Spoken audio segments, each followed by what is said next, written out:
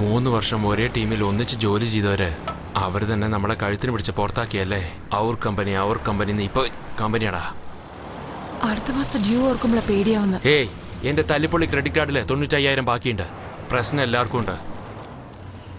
എന്റെ front എക്സിഗണിൽ team ലീഡറാ. നമുക്ക് 3 പേർക്കും ജോലി ചോദിച്ചാലോ? ആവശ്യമില്ലടാ. ഇനി എത്ര കാലത്തേക്കാണ് ഈ വെള്ളക്കാർക്ക് അടിമപ്പണി ചെയ്യാൻ പോകുന്നത്? ഇതിനാണോ നമുക്ക് ജന്മം നൽകിയത്? പക്ഷെ നമ്മൾ വേറെ എന്ത് ചെയ്യാനാ? നമ്മൾ മറ്റെന്തോ പഠിച്ചിട്ട് ബന്ധമില്ലാതെ IT-ലേക്ക് വന്ന് വീണതല്ല. പഠിച്ചത് BE കമ്പ്യൂട്ടർ സയൻസ്. കോഡിംഗ് ഇല്ലാതെ വേറെ എന്തറിയാം നമുക്ക്? നമുക്കത് മാത്രമാണ് അറിയുന്നത്.